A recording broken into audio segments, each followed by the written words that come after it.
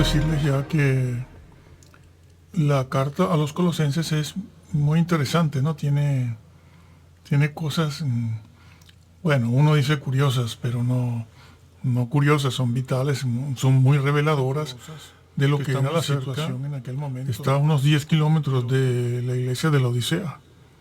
Ahí está en el mapa, ¿no? Lo vieron en la aplicación. Y resulta que es muy importante esa iglesia en Colosas y la carta que Pablo escribe a los colosenses, porque es muy reveladora. Lo que se dice allí refleja el problema que había con los cristianos judíos, ebionitas, que hoy en día han torcido ese libro. Lo han torcido completamente. Bueno, lo vemos. Ya, pero es importante porque nos ayuda a entender no solo la problemática de la doctrina que había allí con los ebionitas cristianos. Era una iglesia que estaba formada en Colosas es una iglesia que estaba formada por judíos, seguramente prosélitos, que los había en todo el Imperio Romano, y sobre todo por cristianos, judíos cristianos que se habían convertido, y gentiles, propiamente gentiles cristianos. Era una zona muy próspera. Colosas era una zona muy próspera. Bueno, lo que hemos dicho ya, ¿no? Estaba al lado, a unos 10 kilómetros de la Odisea, que era una iglesia muy próspera. Mucho. Hasta tal punto que se dice que desde una de de los dos lugares, Colosas o la Odisea, se podía ver la otra ciudad. Se podía ver escasos 10 kilómetros. En el mapa se ve ahí, ¿no? Que están muy cerca. Y entonces, al ser una zona próspera, había muchos judíos. Y esos judíos propiamente, que luego se convierten al cristianismo, y se les llama judíos ebionitas, ¿no? Los ebionitas de allí mismo. Pero que, estaban allí por el efecto llamada. Al ser una zona próspera, de mucha riqueza, lo que dicen los documentos históricos, eso es historia, es que vivían muy bien, ganaban grandes ganancias. Ellos enviaban mucho dinero porque era lo que les correspondía al templo de Jerusalén como una ofrenda. Donde quiera que estén, en cualquier parte del mundo, envían, bueno, lo que entendemos como diezmo. Ese no es nuestro tema ahora, el diezmo. Pero bueno, equivale, ¿no? Una ofrenda, el diezmo que había que enviar a Jerusalén. Salían grandes sumas de dinero de allí, de Colosas, por parte de ellos, de los judíos y los judíos cristianos ebionitas, los de la circuncisión. Vamos a verlo ahora. Grandes sumas para Jerusalén, hasta tal... Bueno, eso está registrado, ¿eh? Bueno, Flaco se llamaba lo que equivale a un gobernador, ¿no? Lo que equivale a un gobernador o alcalde de comarca o de una provincia o de una región. Pues ese señor Flaco tuvo que llamarlos a capítulo a los judíos porque enviaban mucho dinero. Y no sé si les puso algo así como una especie de impuesto. Bueno, lo que está pasando hoy en día, un impuesto de salida, ¿no? Tenían que pagar por enviar dinero. Se trataba de limitar un poco eso, limitarlo. Porque eso producía un efecto llamada, como está pasando hoy en día en el mundo también. Un efecto llamada. Venían más, claro, a donde hay dinero, y allí había mucho dinero. Colosas es un sitio de paso entre Europa y Asia. Entre Europa y Asia. Entonces el comercio era muy próspero allí. Y entonces hacía un efecto llamada y venían muchos a la zona toda. La Odisea también. Era una zona próspera. Porque es un sitio de paso todos esos lugares. Éfeso está muy cerca. Allí está Esmirna también, de donde era Policarpo. Policarpo siglo I, discípulo de Juan el Evangelista. Y de allí de Esmirna sale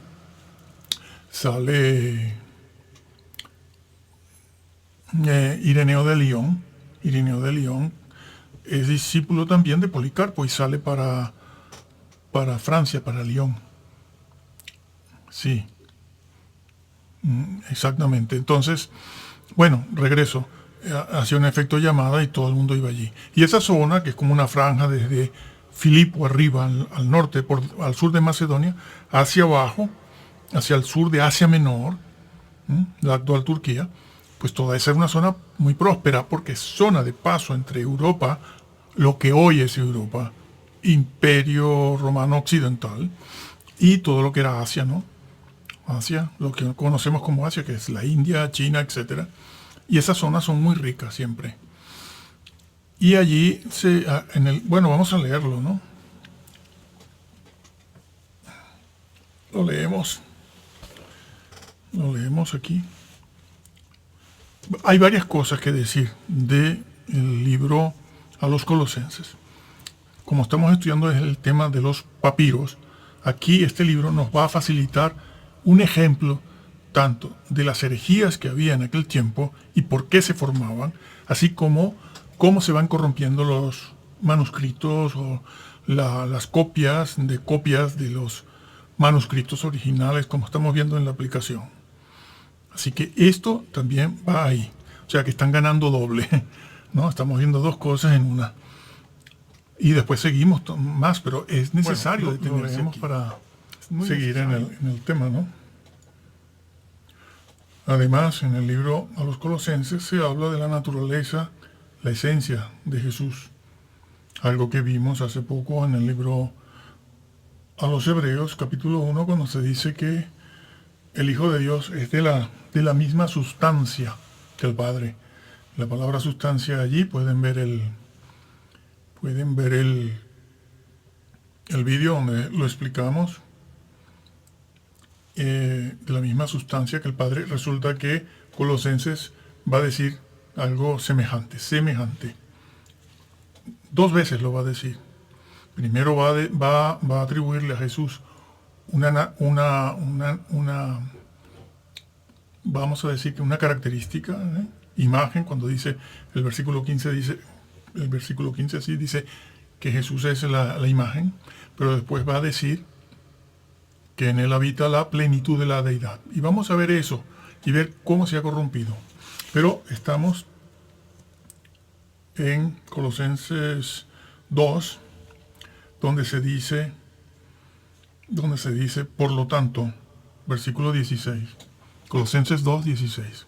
Estamos entrando de cabeza porque esto ustedes lo conocen. Esto es para nuevos creyentes, pero son nuevos creyentes que conocen algo.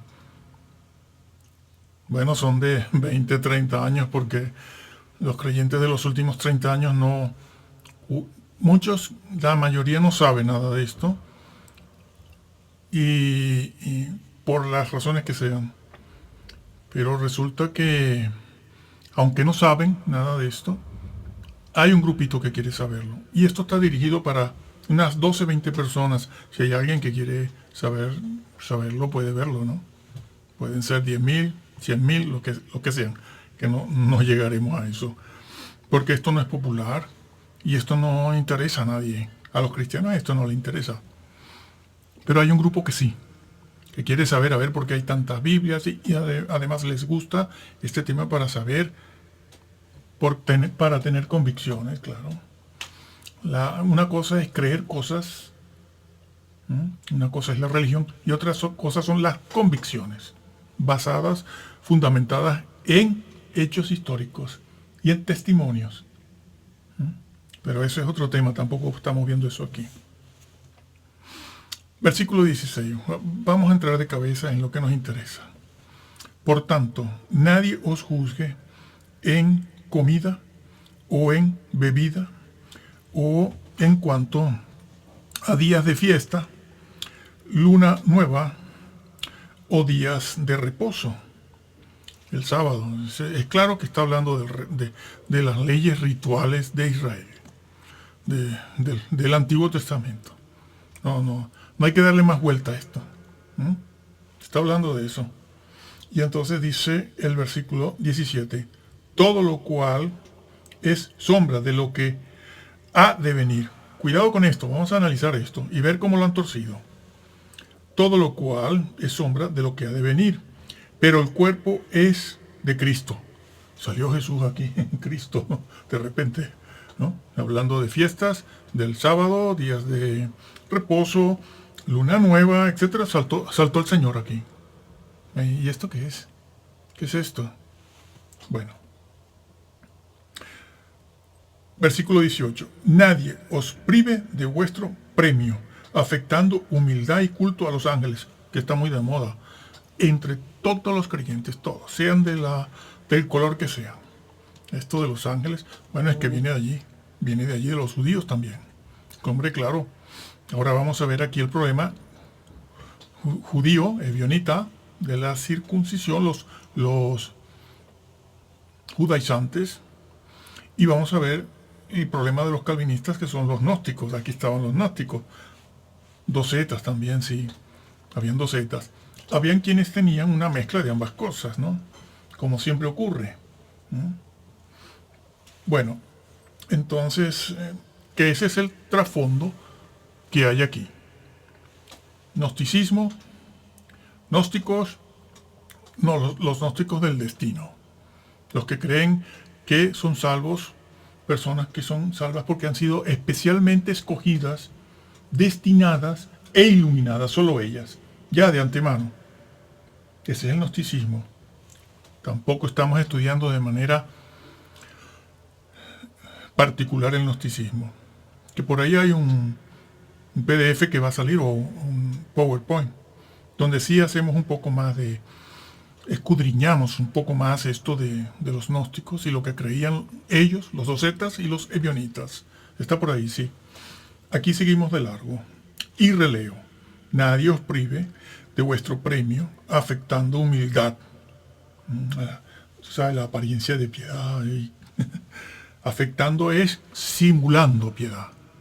Simulando, caramba, yo. El llorón.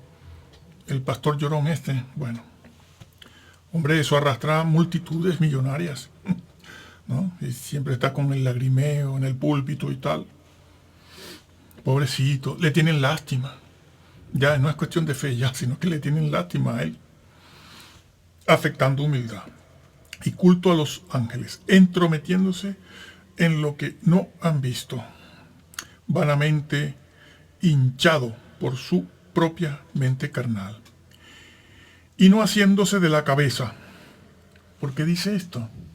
Ahora no haciéndose, ¿qué tiene que ver esto de las lunas nuevas, las viejas, el día de reposo, las fiestas, el afecto a los ángeles, con decir esto ahora?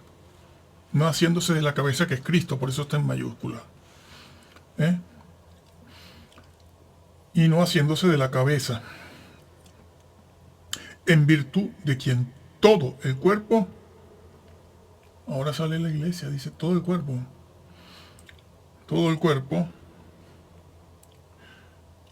no haciéndose y uniéndose vuelvo a leerlo, el versículo 19, y no haciéndose de la cabeza, en virtud de quien todo el cuerpo, nutriéndose y uniéndose por las coyunturas y ligamentos, crece con el crecimiento que da Dios.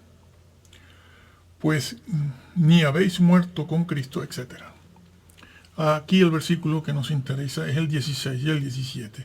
Nadie os juzgue en cuanto a comidas, fiestas, todo eso que sabemos que es una referencia a toda la ley ritual, que aquí no se nombran sino 3 o 4 cosas. Nadie os juzgue con respecto a eso. Nadie os prive, afectando humildad y culto a los ángeles, entrometiéndose en lo que no han visto. Y el versículo 16 dice, por tanto, nadie os juzgue en cuanto a esto, ¿no? Todo lo cual es sombra de lo que ha de venir. Entonces está diciendo eso, que eso de las fiestas, eso de las lunas nuevas, eso de el afectarse, la apariencia de piedad, todo, luna nueva, luna vieja, fiestas, el guardar días Y todo lo que se está diciendo ahí es una... Exactamente, dice eso. Todo lo cual es sombra de lo que ha de venir. De lo que ha de venir. ¿Cómo está en el griego eso? ¿Qué dice? ¿A qué se refiere? ¿Qué tiempo es? ¿Está hablando de un presente? ¿O está en el pasado hablando del futuro que habría de venir y que saque el presente? ¿O está hablando allí en ese momento y haciendo una referencia al futuro? Que es lo que hacen los mesiánicos. Vamos a verlo. Pero es sombra de lo que ha de venir. Y luego dice, pero el cuerpo es de Cristo. ¿El cuerpo? ¿Qué cuerpo? ¿Cuál es el cuerpo de Cristo? Se presta confusión si no lo entiende bien. Hay quien piensa que es que una cosa es el Hijo de Dios que vino y se une a un cuerpo. Se une a un cuerpo. Es decir, no asumió naturaleza humana, sino que se une a un cuerpo. Míralo, ahí está, ya está. Lo tiene fácil. Los mesiánicos lo tienen fácil aquí para su teoría del modalismo. Unos el modalismo y otros el adopcionismo. Lo tienen ahí. Ya, si usted lee solo eso, pues puede entender cualquier cosa como esa. Pero vamos a ver los tiempos verbales y vamos a ver qué concepto es ese de sombra. Toda la ley ritual, porque está hablando de la ley ritual, es sombra. Bueno, ya nosotros nos damos cuenta, ¿no? Pero hay que demostrarlo. Vamos a demostrarlo. Y vamos a ver la evidencia interna del mismo libro y la evidencia interna del resto del Nuevo Testamento. Sobre todo, vamos a ver el concepto de Pablo. Rápidamente, esto es muy sencillo, Esto es muy sencillo. Vamos a ver la evidencia interna del libro y cuál es el concepto que Pablo tiene, porque él es el que usa eso de la sombra. Es Pablo, ¿Cuál es el concepto paulino de esto de sombra y el cuerpo? Sombra de lo que ha de venir. ¿Para qué utiliza el vocablo sombra? Aquí lo está relacionando con el cuerpo y de repente dice, el cuerpo es Cristo. Y uno se queda en la luna. Yo por lo menos me quedo en la luna. Yo lo puedo ver aquí. Entonces hay que averiguar. La aplicación, así no perdemos tiempo. No nos distraemos. Pero es lo que ustedes tienen ahí. Sí, bueno, lo vemos. Vamos viendo mejor el texto, ¿no? Ahí dice Colosenses 2:17, que dice esa expresión, las cosas que han de venir, que habían de venir. No es un verbo. Ellos lo tratan como un verbo. Esto es un participio presente activo. Todo el mundo sabe que un participio no es propiamente un verbo. Está más bien calificando algo. Está calificando las cosas que acaba de nombrar. ¿Cuáles son? Bueno, esas de las fiestas. Estas cosas de, para yo no decir nada que no es.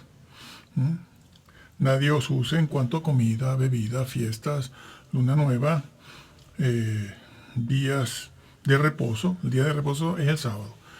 Eso es judío. Entonces, está diciéndose eso. Nadie os use con respecto a esto. Entonces, sombra. ¿La sombra de qué? Estas cosas son sombra. Esas de la ley ritual.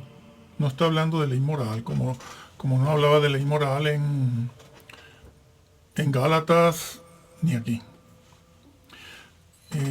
Esas cosas, la ley ritual, era sombra, son sombras, se refiere a eso. El vocablo sombra de lo que. Hay que traducirlo así, esa es la traducción que está. Sombra. Ajá. Entonces ya se ubicó en esas cosas y dice que eso es sombra. Y sabemos que el concepto de Pablo, que Pablo tiene de sombra, en Hebreos, en el libro de Hebreos, por ejemplo, es que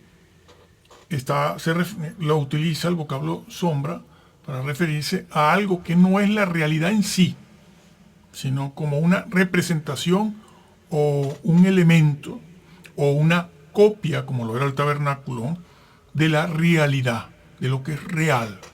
Y el tabernáculo, ya sabemos por Hebreos 9:9, que lo leeremos ahora, era una copia del celestial. El tabernáculo terrenal era una copia, era una sombra, y una sombra de lo que ha de venir. Y Pablo está hablando, se está ubicando en el Antiguo Testamento aquí, en este momento, y dice que eso se va hasta el Antiguo Testamento, se va hasta allá, y allá ubicándose, hablando de eso, dice que es que esto es sombra de lo que ha de venir. Ha de venir. ¿Qué es lo que ha de venir? Y ya lo dice el cuerpo de Cristo. Pero cuando dice el cuerpo, está refiriéndose a la esencia real de esas cosas, que es Cristo. ¿Por qué? Porque Cristo es el cumplimiento de eso. Y cuando dice ha de, las cosas que ha de, eso es ha de venir, y es decir, de lo que ha de venir y de lo que vino.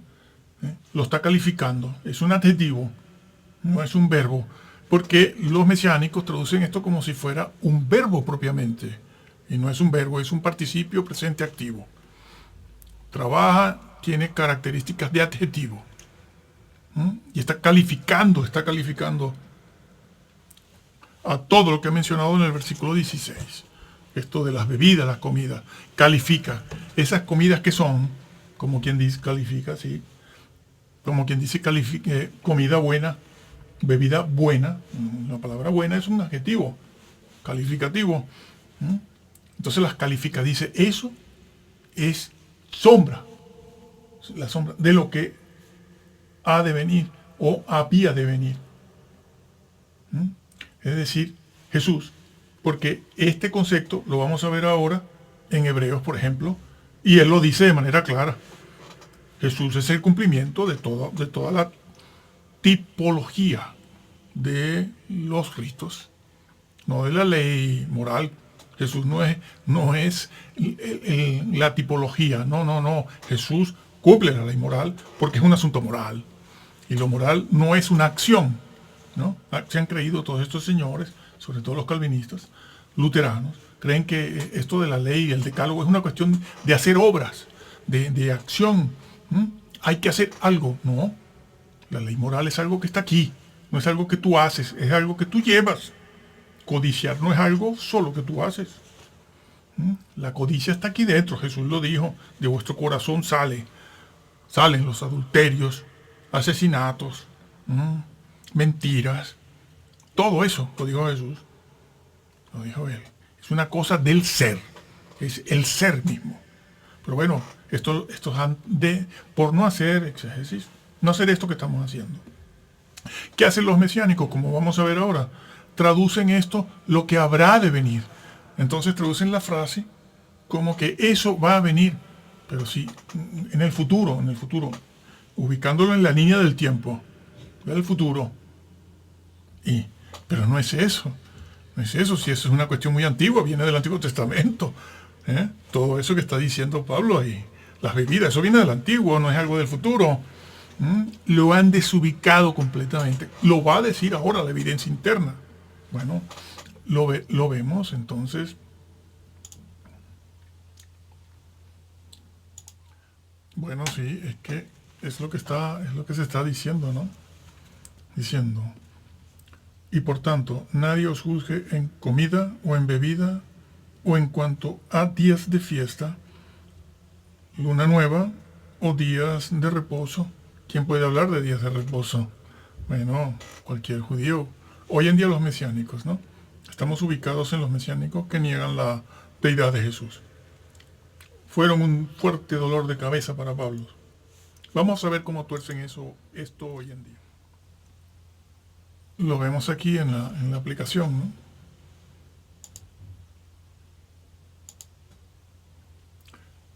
Lo vemos aquí en la aplicación, ¿no? Esta aplicación. Lo vemos aquí. Lo manejamos desde aquí. Bueno, vamos a verlo. ¿Qué se dice ahí? Me gusta leerlo en mi Biblia. Él dice, todo lo cual es sombra. Todo lo cual es sombra. Bueno, estamos viendo ahí el tiempo en que se usa Este es el vocablo sombra, lo tienen ahí, el vocablo sombra. Las cuales cosas son una sombra. ¿A cuáles cosas son? ¿A qué se refiere? ¿Y cuál es el concepto paulino de sombra? Porque ese concepto va a aparecer en el libro de Hebreos, ¿eh? En Gálatas también, ¿sí? Porque él tenía a los judaizantes, ebionitas, cristianos, allí en todos lados. Como ya les dije antes en la aplicación, creo que fue, todas esas iglesias estaban formadas por cristianos que venían directamente del mundo gentil, judíos, propiamente judíos, que se habían convertido aparentemente, y muchos se convirtieron, pero fueron cayendo en la apostasía. Apostasía en el sentido de no de alejarse de la fe, sino como está en el libro a los hebreos, que al lado de Jesús ponen a Moisés, a Aarón, a ángeles también, porque eso es muy propio de ellos, y todas las leyes rituales, Entonces, bueno, así fue eso. Era sombra, es decir, no lo real, no lo verdadero, sino una sombra, una representación o un símbolo si se quiere, pero es la sombra de lo que ha de venir.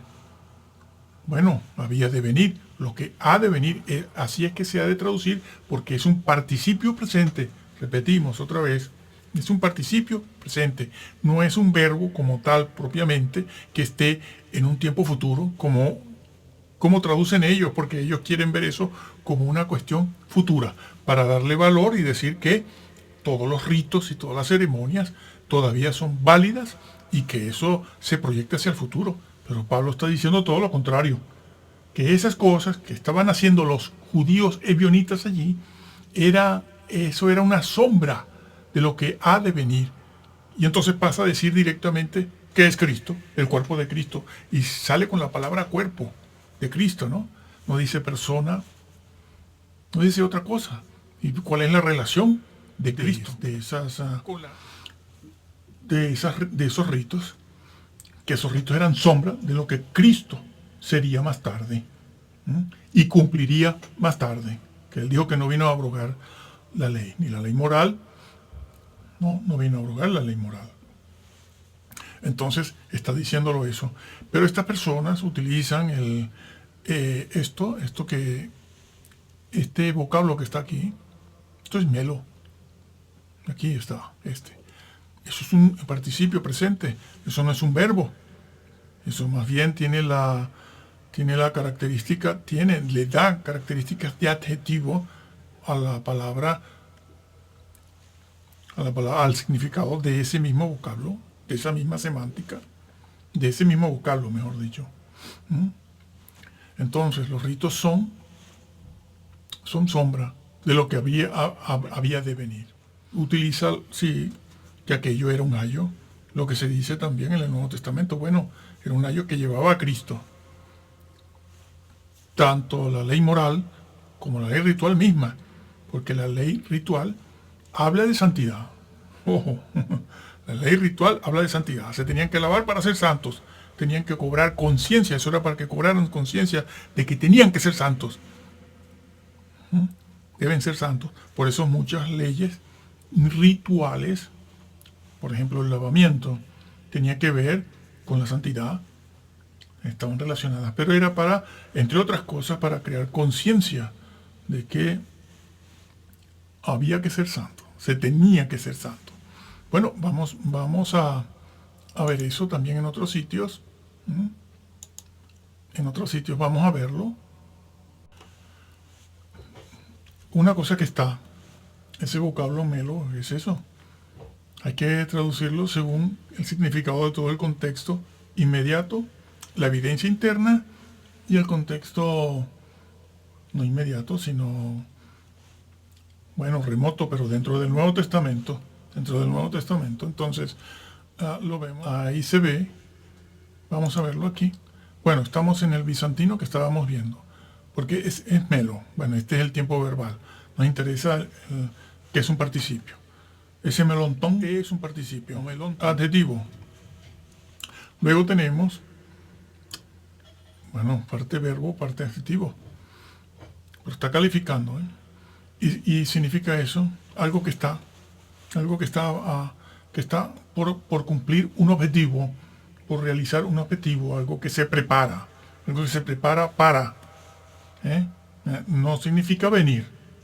Eso te lo da el contexto. Señores, si no sabemos hacer eso, pues entonces estos mesiánicos por eso lo niegan todo. Vamos a verlo ahora.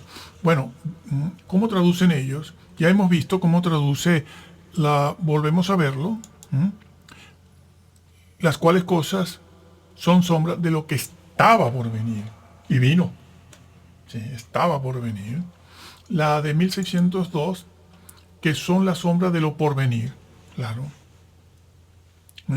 Aquello era sombra de lo porvenir. Lo porvenir a partir desde ese momento. Ya han pasado siglos, pasaron siglos en el Antiguo Testamento, hasta el año 1, y entonces vino. Vamos a ver algunas mesiánicas, porque así podemos distinguir fácilmente se distingue. La mesiánica no va a decir lo por venir o lo que estaba por venir, sino lo que vendrá. Bueno, vamos a ver. Pero para ellos ya vino. Para los mesiánicos vino ya. Un Mesías totalmente deforme, porque le han quitado su deidad. Lo han convertido en un hombre divinizado, cuando no en el mismo Padre o el mismo Espíritu Santo. Aquí estamos viendo que eso no es posible. Entonces, fíjense lo que hacen, traducen algo que no está en el texto, excepto el cuerpo el cuerpo israelita de Moshe. Bueno, sí, de Jesús, excepto el cuerpo, pero eso no está en el griego. Eso lo ponen ellos, como han hecho con el Código Real, que lo ponen ellos según sus conceptos. Para poder poner eso, entonces te dicen que eso no está en griego. Y nunca estuvo en griego. Todo el Nuevo Testamento fue escrito en hebreo. No hay evidencia tampoco de eso. Simplemente son afirmaciones. A lo mejor alguna genealogía del Señor está en hebreo, nada más. Pero no existe nada de eso. Ellos traducen, lo que existe en hebreo es tomado del griego y traducido al hebreo o al castellano, según ellos, sus propios conceptos judíos. Claro, una mala traducción, por lo tanto, traducen de acuerdo, porque ya abordan cuando van a traducir, abordan la traducción con una doctrina ya previa concebida. Vamos a ver otro, hemos visto.